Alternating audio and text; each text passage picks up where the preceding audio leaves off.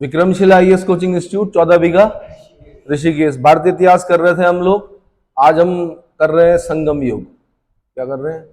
उत्तर भारतीयों की समझ में थोड़ा कम आता है लेकिन बहुत इंपॉर्टेंट है। उत्तराखंड पीसीएस में काफी क्वेश्चन बनते हैं, 2 या 3 क्वेश्चन बनेंगे शायद प्री में। ठीक है, जो बनेंगे क्वेश्चन उस जिसके अगल बगल घूमेंगे तो मैं बताता रहूंगा कि ये इंपॉर्टेंट है, तो आपने वो खासकर याद करना है। ठीक है, संगम युग। तो सुदूर दक्षिण के जनजीवन पर पहले पहले संगम साहित्य से ही स्पष्ट होता है, स्पष्ट प्रकाश पड़ता है। यानी दक्षिण भारत के बारे में जो शुरुआती इतिहास है उसको कहाँ से पता चलता है? हमें संगम से पता चलता है। तो कई बार क्वेश्चन इतना ही बनता है कि संगम का मतलब क्या होता है? आपने बोलना परिषद या गोष्ठी, परिषद या गोष्ठी। क्या हुआ कि 3 संगम हुए, तमिल कवियों के संगम हुए। इनके थोड़ा बड़ा चढ़ाकर लिखा गया है, जो काल लिखा गया कि इतने सालों तक चलता रहा पहला संगम, दूसरा संगम इतने वर्षों तक चलता रहा, तीसरा संगम इतने वर्षों तक चला। तो ऐसा वो सत्य प्रतीत तो नहीं होता, लेकिन आपने इतिहास में पढ़ना है। ठीक है, तो संगम शब्द का अर्थ क्या होता है? परिषद या गोष्ठी। इतने में ही 1 नंबर मिला है किसी जमाने में। क्वेश्चन बना है कि संगम का मतलब क्या होता है? परिषद या गोष्ठी, जिनमें तमिल कवि एवं विद्वान एकत्र होते थे। यानी किनका संगम है? तमिल कवियों का संगम। किनका संगम है? तमिल कवियों का संगम है।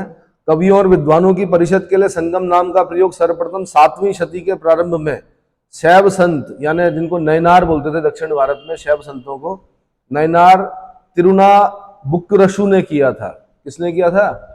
अब फिर दोबारा यहां से क्वेश्चन बना कि संगम शब्द का सबसे पहले प्रयोग किसने किया? आंसर तिरुनाबुक्कुरशु। नाम कठिन है लेकिन फिर भी याद करना पड़ेगा। तिरुनाबुक्कुरशु जो कि नयनार संत हैं, उन्होंने 7वीं सदी में या 7th सेंचुरी एडी में सबसे पहले संगम शब्द का प्रयोग किया। ठीक है, इनका एक नाम क्या? अपार भी मिलता है। यानी तिरुनाबुक्कुरशु का वास्तविक नाम, एक अन्य नाम क्या है? आंसर अपार। अपार। जब हम 63 नयनार संत पढ़ रहे थे तो हमने वहां पे पढ़ा था कि अपार हैं, सुंदर मूर्ति हैं, संबंदर हैं, कुछ नयनार संतों के नाम पढ़े थे। तो जो अपार हैं उन्हीं का एक नाम क्या है? तिरुनाबुक्कुरशु। क्लियर हो गया? समुद्री व्यापार में दक्षिण के महत्व पर पेरीप्लस ऑफ द एरिथ्रियन सी नामक कृति, जो कि 1st सेंचुरी एडी में लिखी गई, द्वारा पर्याप्त प्रकाश पड़ता है। यानी दक्षिण भारत के विषय में जो जानकारी मिलती है एक और पुस्तक से मिलती है, पेरीप्लस ऑफ द एरिथ्रियन सी। बता रखा है मैंने कि यहां से क्वेश्चन बनता है कि पेरीप्लस ऑफ द एरिथ्रियन सी किसने लिखी? आंसर अज्ञात, यानी उसका लेखक हमें पता नहीं है। एक क्वेश्चन ये भी बोलता है कि पेरीप्लस ऑफ द एरिथ्रियन सी में एरिथ्रियन सी का क्या मतलब होता है? तो मैंने बता रखा है रेड सी, लाल सागर। ठीक है, उससे भी पर्याप्त प्रकाश पड़ता है। और ये कब की है? 1st सेंचुरी एडी की है। कब की है? 1st सेंचुरी एडी की है। इस समय के साहित्य में 3 महत्वपूर्ण राज्य दिखाई देते हैं, चोल, चेर और पांड्य। चोल, चेर और पांड्य। और ये चोल, चेर, पांड्य आपको बहुत पहले भी दिखाई देते हैं। जब आप अशोक के अभिलेख पढ़ रहे थे या अशोक का साम्राज्य विस्तार जब आप देख रहे थे, तो दक्षिण भारत में उस जमाने में भी चोल, चेर और पांड्य क्या कर रहे थे? शासन कर रहे थे। यानी अशोक ने अपना साम्राज्य दक्षिण तक तो फैलाया, लेकिन चोल, चेर, पांड्य वाले भाग में, यानी केरला वाले, तमिलनाडु और थोड़ा उससे ऊपर वाला जो पार्ट है, वहां तक अशोक का साम्राज्य नहीं था। तो समझ में आ गया? ठीक है, तो 3 महत्वपूर्ण राज्य कौन दिखाई देते हैं हमें? चोल, चेर और पांड्य का उल्लेख मिलता है। ठीक है, संगम तमिल कवियों का संघ अथवा मंडल था। इन संघों का, परिषदों का आयोजन पांड्य शासकों के संरक्षण में किया गया। एक बार सिर्फ इतना क्वेश्चन पूछा गया कि संगम जो आयोजन किए गए, तमिल कवियों के जो संगम हुए, वो किन शासकों ने करवाए? आंसर पांड्यों ने करवाए। किसने करवाए? आगे चल के पढ़ेंगे हम चोल, चेर और पांड्य। बाद वाले चोल भी पढ़ने हमने, जिसमें मैंने बताया था आपको राजराज फर्स्ट, राजेंद्र फर्स्ट सबसे इंपॉर्टेंट होते हैं। जो कि राजराज फर्स्ट क्या करता है? तंजावुर में वृद्धेश्वर मंदिर का निर्माण करता है, जो कि 13 मंजिला मंदिर है तंजौर में, तंजावुर या तंजौर में, तमिलनाडु में, जिसको कि राजराजेश्वर टेम्पल भी बोलते हैं, जो द्रविड़ शैली का उत्कृष्टतम नमूना है। लेकिन वो हमने बाद वाले चोल पढ़ने हैं।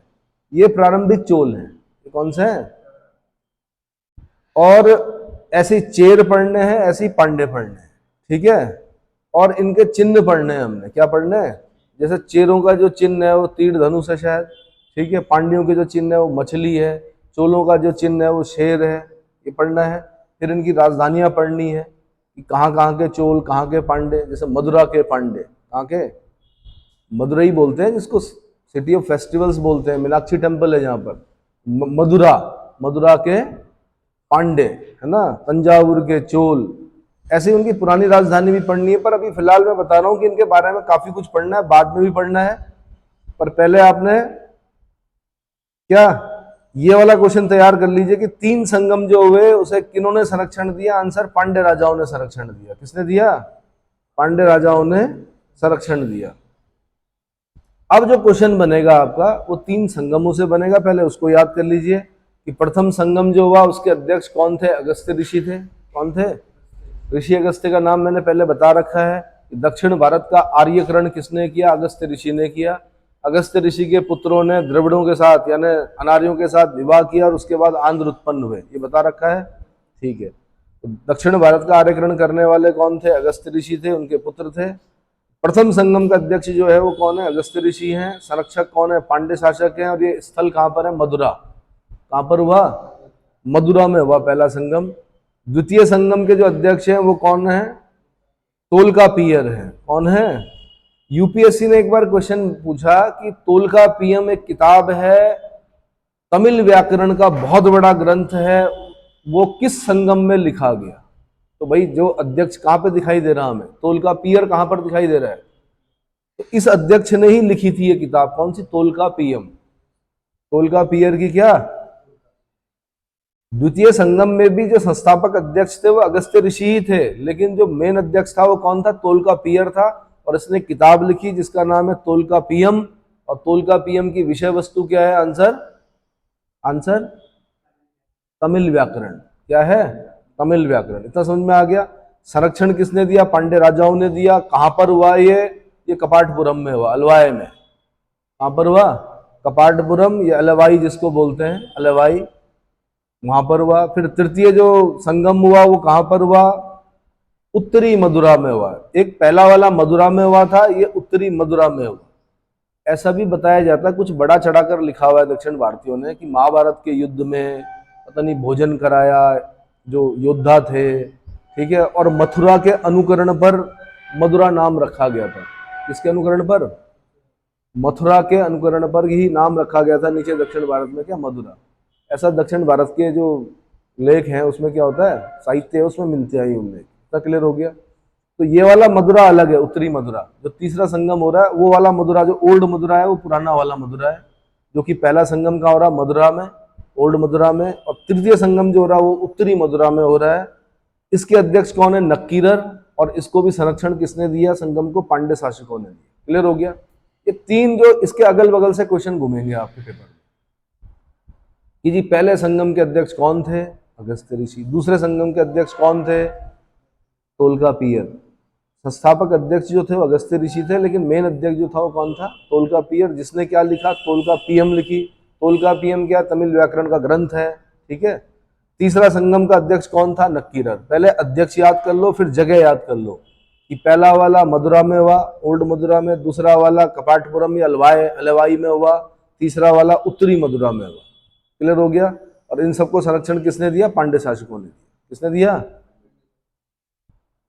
ठीक है जी। मदुरा में मंडल अथवा सम्मेलन के रूप में तमिल कवियों का एक संगम पर्याप्त समुन्नत स्थिति में था। इसका सर्वप्रथम उल्लेख इरैनार अगप्पोरुल 8वीं शताब्दी ईस्वी के भाष्य की भूमिका से प्राप्त होता है। तमिल कवियों का एक संगम पर्याप्त समुन्नत स्थिति में था, ये कौन बताता है? ये बताता है इरैनार अगप्पोरुल, 8वीं शताब्दी ईस्वी में। यहाँ से क्वेश्चन बना हुआ है। उत्तर प्रदेश वाले इस प्रकार के प्रश्न पूछते हैं अगर आप उत्तर प्रदेश का पीसीएस देने जा रहे हो। ठीक है। संगम साहित्य में केवल चेर राजाओं के संबंध में विस्तार से उल्लेख है। इस साहित्य का रचना काल 100 ईस्वी से 250 ईस्वी तक मानना समीचीन प्रतीत होता है। कितना? 100 एडी से 250 एडी तक मानना समीचीन मतलब सही प्रतीत होता है। 197 पांड्य राजाओं ने इन संगमों को संरक्षण प्रदान किया। प्रथम संगम मदुरा में ऋषि अगस्त्य की अध्यक्षता में संपन्न हुआ, जिसे पांड्य वंश के 89 राजाओं ने संरक्षण प्रदान किया। कितने? अब यार एक राजा मरा मतलब संगम चल ही रहा है कि एक राजा मरा, दूसरा राजा मरा, उसका बेटा मरा, ऐसे करते करते नए राजा, 89 राजाओं तक क्या चलता रहा। तो इतना लंबा क्या चल सकता है, इतना लंबा संगम चल सकता है। कभी कवि सम्मेलन में गए हो, अरे कवि सम्मेलनों में गए हो, एक दिन ही नहीं चल पाता संगम। ये बोल रहे कि 89 राजाओं ने संरक्षण प्रदान किया, मतलब बहुत लंबे समय तक चला गया। कौन? संगम। जो पहला संगम है कि प्रथम संगम मदुरा में ऋषि अगस्त्य की अध्यक्षता में संपन्न हुआ। 89 राजाओं ने क्या किया, इसको संरक्षण दिया। 89 राजा, पांड्य राजा एक साथ तो रहे नहीं होंगे, एक के बाद एक, है ना, यानी कई सौ सालों तक चला, ऐसा बड़ा चढ़ा कर लिखा गया। अगला, द्वितीय संगम का आयोजन कपाटपुरम या अलवाई में किया गया। इसकी अध्यक्षता भी अगस्त्य ऋषि ने की। इसमें कुल 49 सदस्य सम्मिलित हुए। 59 पांड्य राजाओं ने इसको संरक्षण प्रदान किया। कितने? ये संख्या पूछी गई है, 89, 59। पहले वाले में 89 पांड्य राजा पढ़े हमने, दूसरे वाले में 59 पांड्य राजा पढ़े हमने। कितने? संगम साहित्य से ज्ञात होता है कि दक्षिण में आर्य सभ्यता के तत्वों को प्रसार जो किया वो किसने किया? ऋषि अगस्त्य ने किया और कौंडिन्य ने किया। किसने किया? कौंडिन्य ने किया। ऋषि अगस्त्य के साथ साथ एक नाम और पढ़ना, क्या? कौंडिन्य। इस युग में तमिल व्याकरण एवं अलंकार शास्त्र की प्रसिद्ध पुस्तक तोल्कापियम की रचना हुई। धर्म शास्त्रों की तरह इस व्याकरण ग्रंथ में भी 8 प्रकार के विवाहों का उल्लेख मिलता है। इसकी रचना द्वितीय संगम में हुई। तो मैंने कहा यूपीएससी ने एक बार सिर्फ इतना क्वेश्चन पूछा कि तोल्कापियर, ऐसा नहीं बोला उसे तोल्कापियर, मैं बता रहा हूं तोल्कापियम पूछा, किस संगम में लिखी गई? आंसर द्वितीय संगम में। इतने में ही नंबर मिल गया था। ठीक है, तो आपने पूरा याद करना कि तोल्कापियर जो कि वैसा अध्यक्ष है द्वितीय संगम का, संस्थापक अध्यक्ष अगस्त्य ऋषि ही है, लेकिन साथ में जो अध्यक्ष है वो कौन है? तोल्कापियर है। उसने किताब लिखी तोल्कापियम, जो कि संस्कृत, जो कि तमिल व्याकरण का क्या ग्रंथ है। क्लियर हो गया? ठीक। और इस तोल्कापियम में 8 प्रकार के विवाहों का उल्लेख है। अभी पढ़ेंगे हम 8 प्रकार के विवाह। ब्रह्म विवाह, प्रजापत्य विवाह, देव विवाह, है ना, आर्ष विवाह, ऐसे ऐसे विवाह पढ़ेंगे आप। फिर बाकी 4 पढ़ेंगे आप अन्य, जो जिनको समाज में मान्यता नहीं होती है, जैसे राक्षस विवाह, पैचास विवाह, है ना, गंधर्व विवाह। गंधर्व विवाह मतलब लव मैरिज, है ना। राक्षस विवाह मतलब जिसमें खरीदी जाती है, जो दुल्हन होती है उसके एवज में क्या दिया जाता है? पैसा दिया जाता है। पैशाच विवाह मतलब एक तरह से बलात्कार। ठीक है, बलात्कार मतलब उठाकर ले जाना किसी स्त्री को। ठीक है, और जो शुरू के विवाह हैं वो आर्ष विवाह है, देव विवाह है, प्रजापत्य विवाह है। देव विवाह तो मतलब आप ये देखिए ना कि कोई किसी ब्राह्मण ने यज्ञ संपन्न किया, अब दक्षिणा स्वरूप क्या करना? पुत्री दे देनी है उसको। उसको क्या नाम दिया गया? देव विवाह दे दिया गया। ऐसा भी पढ़ेंगे आप कि एक जोड़ी गाय बैल के एवज में पुत्री दे देना, यानी किसी से एक जोड़ी गाय बैल लेना और उसको क्या कर देना? पुत्री दे देना। वो विवाह भी मान्य था। ठीक है, ऐसे प्रजापत्य विवाह, ब्रह्म विवाह, इस समय जो चलते हैं वो आपके प्रजापति और ब्रह्म का क्या चलता है? मिला जुला स्वरूप चलता है विवाह का। ठीक है, तो इसमें भी 8 प्रकार के विवाहों का उल्लेख किया गया। किसमें? तोल्कापियम में। तृतीय संगम जो हुआ वो पांड्य राजाओं की राजधानी उत्तरी मदुरा में आयोजित किया गया। इसकी अध्यक्षता किसने की? नक्कीरर ने की। इस संगम को 49 पांड्य राजाओं का संरक्षण मिला। यह संगम 1850 वर्षों तक चलता रहा। अब ये बड़ा चढ़ाकर बोला गया यार, 1850 वर्षों तक मुझे नहीं लगता कि कोई संगम क्या सम्मेलन चल सकता है, पर चलो ये बोल रहे हैं तो कुछ होगा उसमें। ठीक है, अगला, तिरुवक्कामपुलियर, चेर चोल पांड्य तीनों राज्यों का संगम स्थल था। तिरुवक्कामपुलियर नाम याद करने में थोड़ा दिक्कत होगी, लेकिन ऐसे क्वेश्चन पूछे गए हैं, यहां से पहले पूछा जा चुका कि चेर चोल पांड्य तीनों राज्यों का संगम स्थल था। तब आपने याद करना तिरुवक्कामपुलियर। विषय वस्तु की दृष्टि से संगम काव्य को 2 भागों में विभक्त किया जा सकता है, अहूम और पुरम। अहूम और अहूम क्या था? इसका संबंध प्रेम से है। पुरम क्या था? ये युद्ध से संबंधित क्या थे?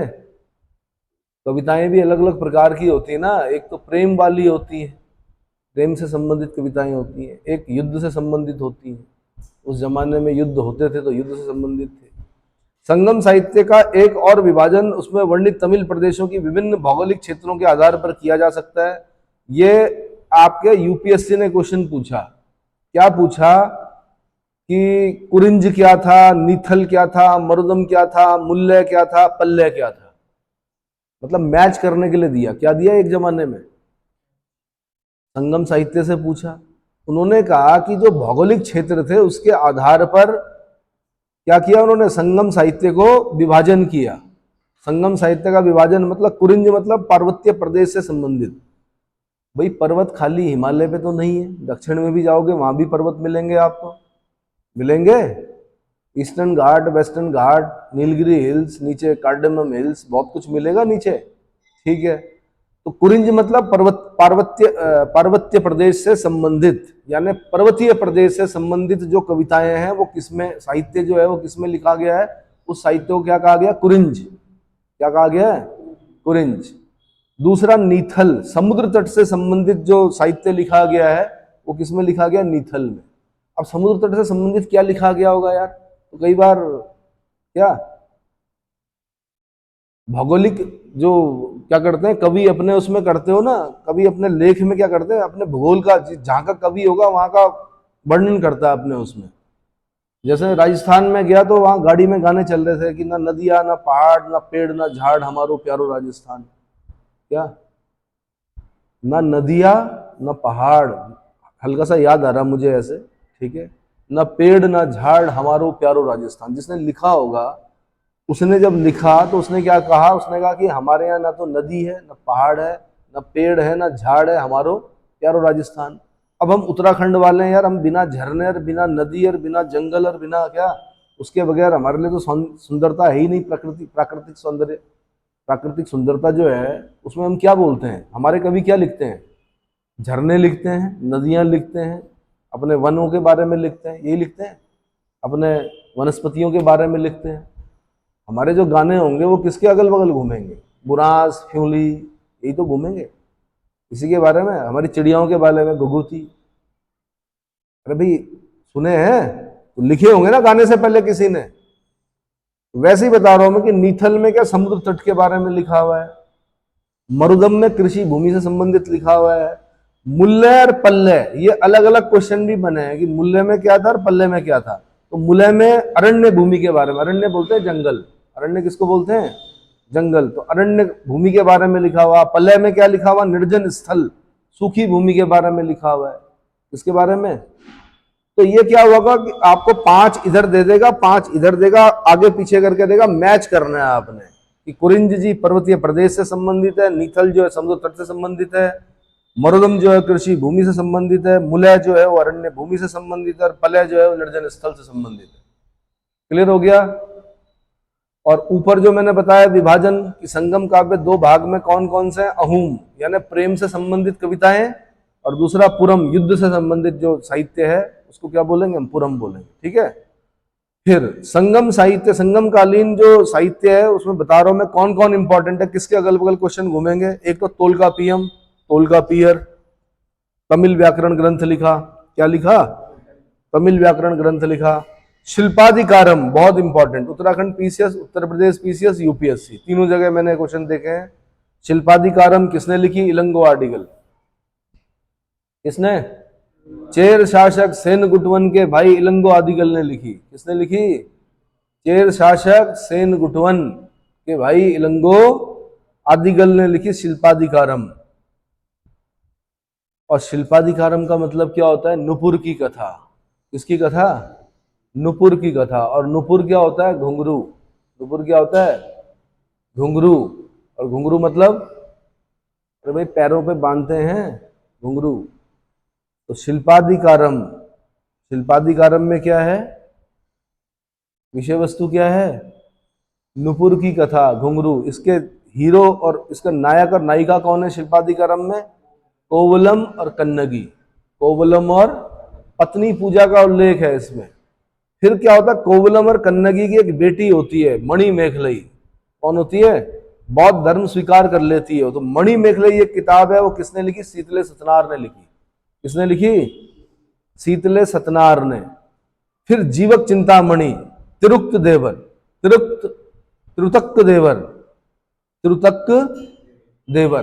ये 4 किताबें सबसे इंपॉर्टेंट है। अगर आप उत्तराखंड पीसीएस का पेपर देने जा रहे हो तो कम से कम ये 4 तो आपने याद करनी पड़ेगी। इसके अगल बगल से क्या होगा, किसी एक से क्वेश्चन बन सकता है, 4 को मैच करने के लिए दे सकता है कि तोलका पीएम तोलका पियर, शिल्पाधिकारम इलंगो आदिगल, चेर शासक सेन कुटवन के भाई इलंगो आदिगल, नायक नायिका कौन, कोवलम और कन्नगी, कोवलम और फिर तीसरी किताब मणिमेखलई जो कि कोवलम और कन्नगी की पुत्री है, उसके बारे में लिखा हुआ है, जो कि बौद्ध धर्म को स्वीकार कर लेती है। शीतले सतनार ने लिखी है। किसने लिखी है? जीवक चिंतामणि त्रुतक देवर ने लिखी है। फिर एक कुरल है, कुरल बड़ी इंपॉर्टेंट, तिरुवल्लुवर ने लिखी है। किसने लिखी है? तिरुवल्लुवर ने लिखी है। फिर पुत्तु पात्तु, पुत्तु पातु किसने लिखी है? 10 गीतों का संग्रह, इसमें लेखक नहीं बताया गया है, बस 10 गीतों का संग्रह आपने बोलना है कि 10 गीतों का संग्रह क्या है, पुत्तु पातु है। फिर परित्र परित्र पातु, ये चेर शासकों के शौर्य का विवरण है। परित्र परित्रप पातु चेर शासकों के शौर्य का विवरण है। एत्तुतोके 8 गीतों का संग्रह है। एत्तुतोके 8 गीतों का संग्रह है। एहनानूर ये किसने लिखी है? रुद्र शर्मन ने लिखी है। आपने एक जगह पे पढ़ा होगा कि चंद्रगुप्त मौर्य की दक्षिण भारत विजय का उल्लेख कहां पर मिलता है, किस दक्षिणी साहित्य से मिलता है? तो एहनानूर और मुरनानूर, ये 2 किताबें पढ़ी हैं। उत्तराखंड पीछे से क्वेश्चन रहा है कि चंद्रगुप्त मौर्य की दक्षिण भारत विजय का उल्लेख कहां मिलता है? एहनानूर और मुरनानूर में। तो उसी एहनानूर की बात कर रहा हूं मैं। एहनानूरू ये रुद्र शर्मन ने लिखी है। फिर एक किताब और है मरु गरुपादय, मरु गरुपादय, ये किसने लिखी? नक्कीरर ने। नक्कीरर कौन? तीसरे संगम का अध्यक्ष, तीसरे संगम का अध्यक्ष। इतना समझ में आ गया? चोलों का जो चिन्ह है वो बाघ है, चेरों का जो चिन्ह है वो धनुष है, पांड्यों का जो चिन्ह है वो क्या? मछली। पांड्यों का चिन्ह क्या है? मछली। पांड्यों के संरक्षण में संपन्न संगम में सर्वाधिक प्राचीन वंश चेर का सबसे अधिक उल्लेख मिलता है। किसका मिलता है? चेर का। संगमकालीन महाकाव्यों में शिल्पाधिकारम को बहुत अधिक महत्व है। शिल्पाधिकारम किसने लिखी? चेर शासक सेन कुटवन के भाई इलंगो आदिगल ने लिखी। किसने लिखी? इलंगो आदिगल ने लिखी। क्लियर हो गया? अब हमने राजवंशों के बारे में पढ़ना है। चेर, चोल और पांडे, यहां से क्वेश्चन बनते हैं। जहां जहां से बनेंगे वहां पे मैं बता दूंगा कि ये इंपॉर्टेंट है। ठीक है? तो सबसे पहले चेर राज्य। चेर राज्य आपको पता ही है केरल वाली साइड में था। केरल को बोला जाता है कि भाई भगवान परशुराम के फरसे से निकली वो भूमि। वहां पर जो भाषा बोली जाती है मलयालम, उसके लिए बोला जाता है कि शिव के डमरू से निकली वो भाषा। कौन सी? मलयालम।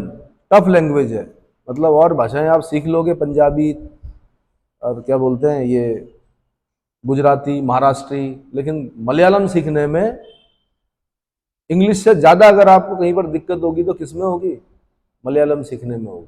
ठीक है? अब वहां पर कौन सा राजवंश है? चेर राज्य है। तो चेर राज्य के बारे में बता दूं कि चेर राज्य को कुडावर, विल्लवर, पुरयार, मलयार और बनावर आदि नामों से भी जाना जाता है। तो चेर राज्य के अन्य नाम क्या हैं? कुडावर है, विल्लवर है, पुरयार है, मलयार है और बनावर है। इतना क्लियर हो गया? चेर राजवंश का प्रतीक मैंने बता दिया, धनुष। क्या है? धनुष है। उदयन जेरल इस वंश का प्रथम शासक था। उदयन जेरल के बारे में पढ़ना है आपने। उसने महाभारत के युद्ध में भाग लेने वाले वीरों को भोजन करवाया था। अब यार कहाँ महाभारत का युद्ध हो गया? महाभारत का युद्ध हुआ कहाँ? कुरुक्षेत्र में। कुरुक्षेत्र रह गया कहाँ आपका? हरियाणा में, है ना? हरियाणा मतलब हरि का आना। हरि आए थे ना वहां पर, भगवान कृष्ण आए थे कुरुक्षेत्र में, गीता का उपदेश दिया था, इसलिए हरियाणा का नाम क्या है? हरियाणा। क्या है? नौ का फिर अणा हो गया, फिर तो हरियाणा हो गया वो। ठीक है? तो अब कैसे बताऊं कि क्या केरल से कोई व्यक्ति, कोई राजा वहां पर युद्ध में भाग लिया होगा या युद्ध में भाग लेने वाले वीरों को भोजन कराया होगा? कितना सत्य ये नहीं बोल सकता मैं, लेकिन आपने पढ़ना है कि उदयन जेरल ने महाभारत के युद्ध में भाग लेने वाले क्या योद्धाओं को भोजन करवाया था। उदयन जेरल ने एक बड़ी पाकशाला बनाई थी जहां से वह जनता में उन्मुक्त रूप से भोजन वितरित करवाता था। और ये प्रथा आज भी है, भोजन पर बड़ा जोर दिया जाता है। आपकी अगर आप दक्षिण भारत में बोलूं तो जयललिता जी थी, एक बड़ी लीडर थी, उन्होंने एक कैंटीन शुरू करवाई थी गरीबों के लिए। कौन सी अम्मा, कौन सी कैंटीन थी? मतलब 4-5 रुपए में भरपेट आपका डोसा सांभर सब, इडली विडली सब आ जाता था उसमें। तो अभी भी प्रचलन है वहां पर, जो नेता लोग हैं वो क्या कराते हैं, वहां पर बड़े बड़े पाकशालाएं बनवाते हैं और गरीबों को भोजन क्या करवाते हैं, वितरित। तो उस जमाने में भी उदयन जेरल ने एक बड़ी पाकशाला बनवाई जहां से जनता में उन्मुक्त रूप से भोजन वितरित करवाया जाता था। फिर नेदुन जेरल आदन, इसने मरंदे को अपनी राजधानी बनाया, यानी कभी चेरों की राजधानी मरंदे भी रही है। कौन रही है? और मरंदे को राजधानी बनाने वाला चेर शासक कौन था? नेदुन जेरल आदन था। कौन था? एक तो उदयन जेरल पढ़ लिया आपने, अब जो पढ़ रहे हैं वो दूसरा राजा नेदुन जेरल आदन। इसने मरंदे को अपनी राजधानी बनाया, उसने मालाबार तट पर किसी स्थानीय शत्रु को पराजित किया और उसने यवन व्यापारियों को कैद कर लिया और बड़ी धनराशि हर्जाने के रूप में वसूल की। क्लियर हो गया? कहा जाता है कि नेदुन जेरल आदन ने 7 अभिषिक्त राजाओं को पराजित करके अधिराज की उपाधि धारण की। अधिराज की उपाधि धारण करने वाला चेर शासक कौन था? या 7 अभिषिक्त राजाओं को पराजित करके अधिराज की उपाधि धारण करने वाला चेर शासक कौन था? आंसर नेदुन जेरल आदन। इसने इमय वरम्बन की भी उपाधि धारण की, जिसका अर्थ होता है हिमालय तक सीमा वाला। हिमालय तक सीमा वाला, यानी इमय वरम्बन की उपाधि धारण करने वाला चेर शासक कौन था? आंसर नेदुन जेरल आदन। अब ऐसा इतिहास में कहीं दिखता तो नहीं है कि हिमालय तक किसी दक्षिण भारतीय राजा ने क्या किया हो, शासन किया हो, लेकिन अब बोल रहा है तो अर्थात उसे समस्त भारत पर विजय प्राप्त की तथा हिमालय पर चेर राज्य का चिन्ह धनुष अंकित किया। क्या किया? चेर राज्य का चिन्ह धनुष अंकित किया। अगला है सेन गुटवन। कौन? और इसका मतलब होता है धर्मपरायण कुट्टुवन। धर्मपरायण, सेन गुट्टुवन का मतलब होता है धर्मपरायण कुट्टुवन। लाल चेर भी कहा जाता है। उत्तराखंड पीछे से क्वेश्चन है, किसे लाल चेर के नाम से जाना जाता है? आंसर सेन गुटवन को जाना जाता है। यह चेर वंश का महानतम शासक था। चेर वंश का महानतम शासक कौन था? आंसर सेन गुटवन था। इसे लाल चेर के नाम से भी जाना जाता है। सेन गुटवन का शाब्दिक अर्थ क्या होता है? धर्मपरायण कुट्टुवन। धर्मपरायण कुट्टुवन। सेन गुटवन ने यशोगान संगम युग के सर्वाधिक प्रसिद्ध कवियों की श्रेणी में आने वाले पर्णर ने किया है। किसने? उसके पास एक जाजी बेड़ा भी था जिसकी सहायता से उसने अपने शत्रुओं पर विजय प्राप्त की। सेन गुटवन का यशोगान कौन करता है? पर्णर नामक कवि करता है। कौन करता है? पर्णर नामक कवि। यहां से क्वेश्चन बना हुआ है, पर्णर किस चेर शासक का यशोगान करता है? आंसर सेन गुटवन का। ठीक है। सेन गुटवन ने उत्तरी दिशा में चढ़ाई की और गंगा को पार किया। तमिल महाकाव्य शिल्पाधिकारम के अनुसार सेन गुटवन कौमार्य की देवी की उपासना से संबंधित पत्नी संप्रदाय का संस्थापक था। यह आईएएस का क्वेश्चन है। पत्नी संप्रदाय का संस्थापक कौन था? आंसर अरे भाई बोलना शुरू करो साथ में, वरना याद नहीं होगा। आंसर सेन गुटवन। पत्नी संप्रदाय का संस्थापक कौन था? कौमार्य की देवी की उपासना, कौमार्य की देवी की उपासना करने वाला चेर शासक कौन था? आंसर सेन गुटवन। ठीक है। मेगस्थनीज के अनुसार दक्षिणी पांड्य देश में नारी के शासन करने तथा कम उम्र में माता बनने के उल्लेख से वहां मात्र सत्तात्मक सामाजिक व्यवस्था का संकेत मिलता है। क्या मिलता है? मात्र सत्तात्मक सामाजिक व्यवस्था का संकेत मिलता है नारी के शासन करने तथा कम उम्र में माता बनने से। कौन करता उल्लेख? मेगस्थनीज कर रहा है, इंडिका वाला मेगस्थनीज। कौन सा वाला? किसका राजदूत? सेल्यूकस निकेटर का राजदूत। किसका? सेल्यूकस निकेटर का राजदूत। क्लियर हो गया? शिल्पाधिकारम के अनुसार पत्नी पूजा के प्रचलन में पांड्य तथा चोल शासकों के साथ श्रीलंका के शासक ने भी सहायता दी। पत्नी पूजा से समाज के पितृसत्तात्मक प्रथा की ओर अग्रसर होने का संकेत मिलता है। पत्नी पूजा से समाज के पितृसत्तात्मक प्रथा की ओर अग्रसर होने का संकेत मिलता है। आदिग ईमान नामक चेर शासक को दक्षिण में गन्ने की खेती प्रारंभ करने का श्रेय दिया जाता है। गन्ने की खेती, ईख बोलते हैं गन्ने को, स्वर्ग से लाया गया कि ये पौधा कहां से? अब लाया तो जहां से भी होगा, लेकिन किसने किया? ईख, ईख की खेती किसने प्रारंभ की? आंसर आदिग ईमान। ये यूपीएससी का क्वेश्चन रहा है किसी जमाने में जब सब्जेक्ट हुआ करता था। क्या? ईख की खेती को प्रारंभ करने का श्रेय आदिग ईमान। टॉलमी, जो कि एक भूगोलवेता है, जिसकी किताब का नाम क्या है? ज्योग्राफी है, ज्योग्राफी का। ज्योग्राफी में लिखता है टॉलमी,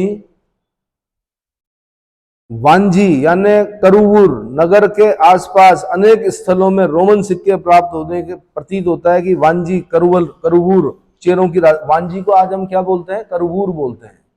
क्या बोलते हैं? ये पुराना नाम है ऐसा, करूवूर। वांझी चेरों की राजधानी थी। अब हमने दो राजधानी पढ़ ली भाई, एक मरंधे पढ़ ली, कौन सी? मरंधे, और एक हमने पढ़ ली करूवूर। करूवूर को ही क्या बोल रहे हैं? वांझी। करूवूर को क्या बोल रहे हैं? वांझी। तो पहले जितना मैंने इतना पढ़ाया, इसको ढंग से क्या कीजिए, बार बार सुन के बार बार रिवाइज कीजिए इसको। क्या कीजिए? क्योंकि मैंने कहा ये दक्षिण भारतीय नाम है, आपको दिक्कत होगी ये याद करने में कि पुत्तु पात्तु, शुरू शुरू में ऐसा लगा बहुत कठिन हो गया। कठिन नहीं होता भाई, आपके प्री में तो कम से कम सब लिखा हुआ होता है। अगर आपने याद कर रहा तो टोन मैच हो जाएगी, आपका क्वेश्चन क्या हो जाएगा? सही हो जाएगा। पुत्तु पात्तु, परित्र पात्तु, एत्तु तोक्के, एहनानुरु, है ना, मरुगर्रु पादाय। ये थोड़ा शुरू में क्या होगा, उच्चारण करने में दिक्कत होगी, लेकिन धीरे धीरे आपकी टंग में बैठ जाएगा वो। बार बार आपको क्या करना है, उसको रिवाइज करना है। इसके बाद मैं आपको कराऊंगा चोल और पांडे। क्या कराऊंगा? चोल और पांडे। ठीक है, उसके बाद आगे बढ़ेंगे।